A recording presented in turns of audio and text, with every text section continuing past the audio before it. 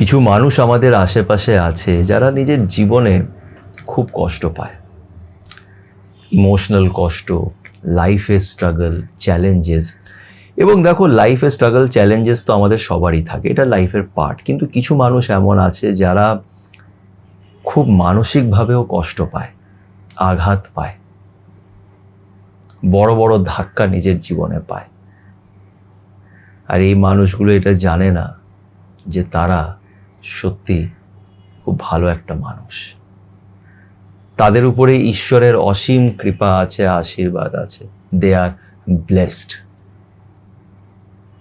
আজকে আমি তোমাদের এই মানুষগুলোর ব্যাপারেই কিছু কথা বলবো। যদি এই কথাগুলো তোমাদের সাথে ম্যাচ করে যায় তাহলে বুঝে নিও যে চিন্তা করার কোনো দরকার নেই, ভয় পাবারও কোনো দরকার নেই। ওই যে উপরে যিনি বসে আছেন উনি তোমার ভেতরে আছে, আমাদের সবার ভেতরে আছে। কিন্তু তুমি খুব শিগগিরই হয়তো ওনার সাথে কানেক্ট হবে, বা অলরেডি তুমি হয়তো কানেক্ট হয়ে গেছো। আজকের এই ভিডিওটা তোমাদেরই জন্যে। পারলে ভিডিওটাকে শেষ অবধি দেখো, অনেক কিছু রিলেট করতে পারবে, কানেক্ট করতে পারবে।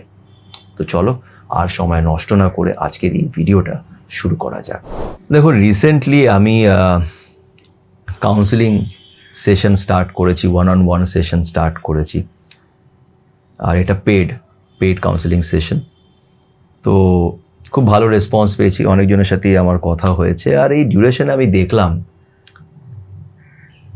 কত মানুষ এমন আছে যারা নিজের কষ্ট তো আমার সাথে শেয়ার করছে, কিন্তু তারা এটা জানে না যে তাদের উপরে ঈশ্বরের অনেক আশীর্বাদ আছে, and they are blessed people. এটাই হচ্ছে ব্যাপার, যে আমরা নিজেও অনেক সময় বুঝতে পারি না। আমরা নিজের কষ্টটাকে দেখি যে এটা হচ্ছে, ওটা হচ্ছে, এটা কেন হচ্ছে, সেটা কেন হচ্ছে। কিন্তু তোমার উপরে যে আশীর্বাদটা ঈশ্বরের আছে সেটা কিন্তু সবার উপরে থাকে না। আজকে সেটার উপরেই একটু নজর দেব, তাই আজকে আমার কথাগুলোকে মন দিয়ে শোনো। দেখো, একটা খুব সিম্পল একটা নেচার, একটা বিহেভিয়ার আমি আগে বলছি। না, আমি ঠাকুর পুজো এত কিছু করি না, ঠিক আছে, মন্দিরেও যাই না, কিচ্ছু না। এবার ভেবে নাও আমি রাস্তা দিয়ে যাচ্ছি, একটি খুব বয়স্ক মহিলা আমার সামনে এলো, হাত পাতল যে কিছু টাকা দাও। আমি তাকে 20 টাকা দিয়ে দিলাম। এবার দেখবে তোমার মধ্যে আর অন্য মানুষের মধ্যে কি তফাৎ। ভেবে নাও, তুমি একটা এরকম বয়স্ক মহিলা এলো তোমার কাছে, হাত পাতলো, তুমি তাকে 20 টাকা দিয়ে দিলে। তুমি খুব সাধারণ রোজগার করো, তো তোমাকে দেখে মনে হলো বয়স্ক মহিলা, দিয়ে দিই, 20 টাকা দিয়ে দিলে, ঠিক আছে। এবার এই মহিলাটাও অন্য একজনের কাছেও গেল, সে কি করলো, দিল না। কেন? সে এটা বলছে যে আরে এরা নাটক করে, এরা মানে আছে এরকমই, মানে নাটক করে টাকা নেয়, এরা তো কাজবাজ করতে পারে, এই করতে পারে, ভিক্ষে চাওয়ার কি আছে, এরকম অনেকজনই বলে। এবার এখানে একটা সিম্পল কথাই বলবো, সেটা হচ্ছে দেখো, একটা মানুষ আমার কাছে এলো, সেই মানুষটা অনেকটাই বয়স্ক, তাকে দেখে বোঝা যাচ্ছে যে, তাকে দেখে তো বোঝা যাচ্ছে যে ভাই এনার বয়স তাও 75-80 হবে, আমি তাকে দেখে বুঝতে পারছি যে অনেকটাই বয়স্ক। তিনি এসছেন, আমি মন থেকে তাকে 20 টাকা দিয়ে দিয়েছি। তুমি তাকে ভালোবেসে একটা গুড ইন্টেনশনের সাথে তুমি 20 টাকা দিয়েছো, তুমি জানো যে 20 টাকা দিয়ে দিলে আমি গরিবও হয়ে যাব না, ঠিক আছে, আমি তাকে দিয়ে দিলাম। এবার সে একটা চোর, বা সে নাকি ইচ্ছে করে ভিক্ষে চাইছে, এটা আমার জানার দরকার নেই। এরকম কিন্তু অনেকজন ভাবে যে আমার জানার দরকার নেই। দেখুন, সে এসছে, আমি তাকে দিয়ে দিয়েছি, আমার ইন্টেনশন ভাই ক্লিয়ার ছিল, উনি এসছেন, এই ভালো ইন্টেনশনের সাথে তাকে টাকাটা দিয়ে দিয়েছি। এই যে এই ছোট্ট একটা নেচার যেটা তোমার ভেতরে একদম ভেতর থেকে আছে, এটাই কিন্তু তোমাকে 10টা মানুষের থেকে একদম আলাদা বানায়। বিশ্বাস করো, বেশিরভাগ মানুষই এরকম চিন্তা ভাবনা করে না, বেশিরভাগ মানুষই এরকম চিন্তা ভাবনা করে না। আমি এরকম অনেকজনকে দেখেছি, বাসে চড়া হয়েছে, বাসে চড়েছে, কন্ডাক্টর জিজ্ঞেস করলো যে কত টিকিট কাটবো, ও বলে দিল 10 টাকা। ও কিন্তু জানে যে এখান থেকে ওখান অব্দি ভাড়াটা হচ্ছে 12 টাকা, যেহেতু কন্ডাক্টর জিজ্ঞেস করেনি বলেছে কত? ও বললো 10। যদি কন্ডাক্টর বলে যে না আপনি কোথায় চলেছেন, কোথায় নামবেন বলুন, যদি আমাকে জিজ্ঞেস করে তাহলে আমি সত্যিটা বলে দেবো। কিন্তু যেহেতু সে জিজ্ঞেস করেনি, আমি নিয়ে চলে এলাম, কি আছে? আমি দোকানে গেলাম, 5টা জিনিস চাইলাম, ও আমাকে ভুল করে 6টা জিনিস দিয়ে দিল, একটা দাম ধরতে ভুলে গেছে। আমি বাড়িতে এসে দেখলাম আমাকে 6টা জিনিস দিয়ে দিয়েছে। ঠিক আছে, আমি তো বাড়িতে এসে দেখেছি, এখন কি আর ওকে ফেরত দিতে যাবো? বাধ্য নিয়ে নিয়েছি। এটাও অনেকজন করে। আর আরেকজন এরকমও করে যে না সেটা নিয়ে গিয়ে আমি ফেরত দিই। এটা ভেতর থেকে তাদের আসে। যদি এই জিনিসগুলো তোমার মধ্যে থাকে, আরও একটা বলছি, ভেবো না তোমাকে কেউ মেসেজ করলো, তোমাকে কেউ পার্সোনালি মেসেজ করলো, তোমার কাছে এখন সময় নেই, তুমি পরে গিয়ে সেই মেসেজটাকে দেখলে, তুমি সেটাকে রিপ্লাই করলে। এটাও অনেকজন করতে পারে না। হ্যাঁ, এখানে তোমরা আমাকে ধরো না, তার কারণ হচ্ছে আমার এটা একটা অফিসিয়াল পেজ, তো পেজের মধ্যে মেসেজ সবার আপডেট হয় না, তো আমি সবাইকে মেসেজে রিপ্লাই করতে পারি না, যারটা দেখি তারটা আমি করে দিই। কিন্তু সাধারণ কথা বলছি, বন্ধু বান্ধবরাও তো এরকম হয়, অনেক সময় আমরা কাউকে মেসেজ করলাম, আমরা সেটা সিম করছি কিন্তু রিপ্লাই করছি না। সে আমাকে কল করেছে, আমি কল ব্যাক করছি না, আমি দেখাচ্ছি যে আমি খুব ব্যস্ত, কিন্তু আমি কিন্তু এতটা ব্যস্তও নই। আমার কাছে ফোন দেখার সময় আছে, রিল দেখার সময় আছে, আড্ডা মারার সময় আছে, কিন্তু তাকে কল ব্যাক করার সময় নেই, বিকজ আমি তাকে পাত্তা দিচ্ছি না। I don't want to, I am very busy. তো তুমি যদি এই জিনিসগুলো না করে থাকো, তুমি মনে রেখো যে তুমি 10টা মানুষের থেকে আলাদা, এবং তোমার উপরে ঈশ্বরের অনেক আশীর্বাদ আছে।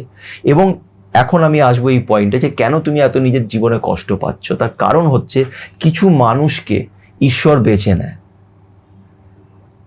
আর তাদের ট্রেনিং দেওয়ার জন্যে কষ্ট নিতে হয়। কারণ কষ্ট ছাড়া তুমি নিজের জীবনে শিখতে পারবে না। ভুল না করলে তুমি ভালোটার ভ্যালু বুঝবে না, ঠিকটার ভ্যালু বুঝবে না। To learn right things, you have to do wrong things. ভুল জিনিসগুলো করেই আমরা সেখান থেকে শিখি। এবং কিছু মানুষকে ছোটবেলার থেকেই ইউনিভার্স বা ঈশ্বর খুব স্ট্রাগলিং লাইফ দেয়, so that they will become very strong for their bigger purpose. তাদের লাইফে কিছু বড় পারপাস আছে, যার জন্যে তাদের এমন এমন কষ্টগুলো দেওয়া হয়, এমন এমন ইমোশনসের মাঝখান দিয়ে তাদের পরিস্থিতি মধ্যে ফেলা হয়, যেখানে তারা অনেক কিছু শিখতে পারে।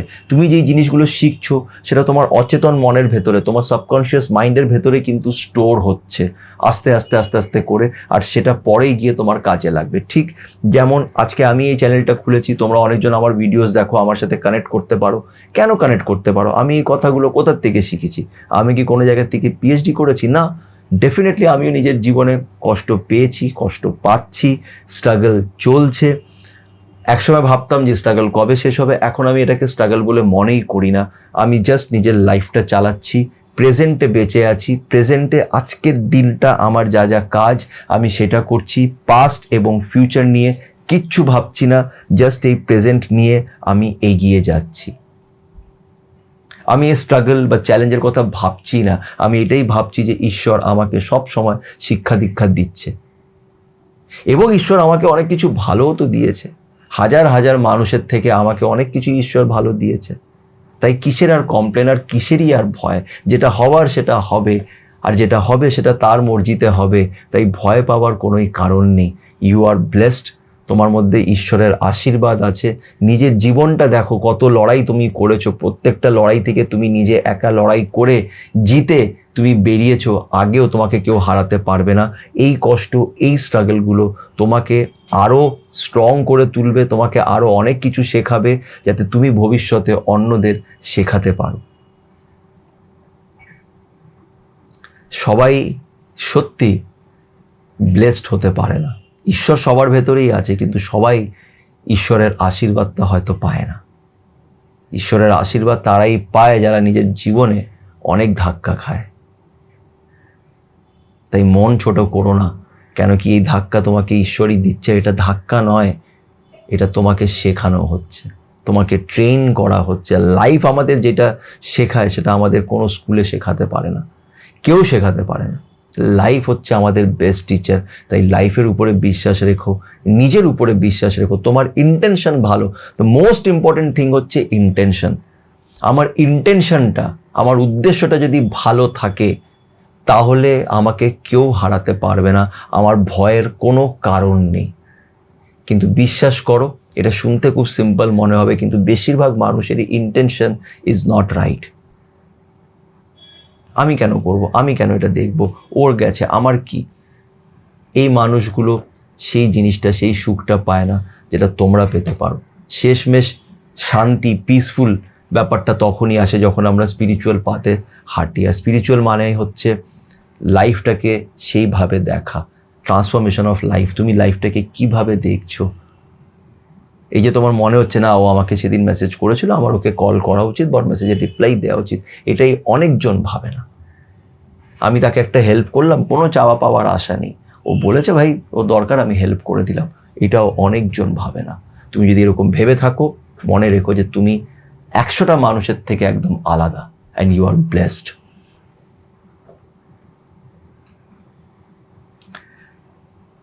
একটা সময় এসে এখন লাইফে এটাই বুঝতে পারি যে শান্তি হচ্ছে চুপচাপ থাকো, নিজের কাজ করো, মানুষের সাথে ভালো ব্যবহার করো, কাউকে ছোট বড় তুলনা করো না, সবার সাথে থাকো, সবার পাশে থাকো যতটা পারো, যতটা তোমার ক্ষমতা তুমি করো, আর এগিয়ে যাও। লাইফ থেকে কিছু এক্সপেক্ট করো না, মানুষের কাছ থেকে কিছু এক্সপেক্ট করো না। প্রেজেন্টে বাঁচো, এই মুহূর্ততে বাঁচো। আগে কি হয়ে গেছে আর কি হবে, এই দুটোই আমাদের হাতে আর নেই। যদি এটা বুঝে যাও তাহলে লাইফটা সত্যি ভালো কাটবে। যাক, জানি না আমি কি বললাম, যেটা আমি ফিল করি, যেটা মনে এসছে সেটাই তোমাদের সাথে আমি শেয়ার করলাম। এবং একটা ছোট্ট কথা আমি বলবো যে অনেক সময় কথা বললে অনেক ক্ল্যারিটি পাওয়া যায়। আমি কোনো সাইকোলজিস্ট নই, কোনো সাইকিয়াট্রিস্টও নই, কিন্তু কথা বলতে পারি। যদি তোমাদের মনে হয় কেউ নিজের কোনো এমন সমস্যা যেটা এই ভিডিওস দেখেও সলভ হচ্ছে না, কোনোভাবেই সলভ হচ্ছে না, আমার সাথে পার্সোনালি কথা বলতে চাও, তাহলে একটা হোয়াটসঅ্যাপ নাম্বার দেয়া আছে। সেই হোয়াটসঅ্যাপ নাম্বারে আগে নিজের অ্যাপয়েন্টমেন্টটা বুক করে নিও, তারপরে তোমাদের সাথে আমি কথা বলবো। পজিটিভ থেকো, মন খারাপ করো না, তার উপরে বিশ্বাস রেখো, এবং মনে রেখো যে এই কঠিন দিনগুলো কেটে যাবে। সবাই ভালো থেকো।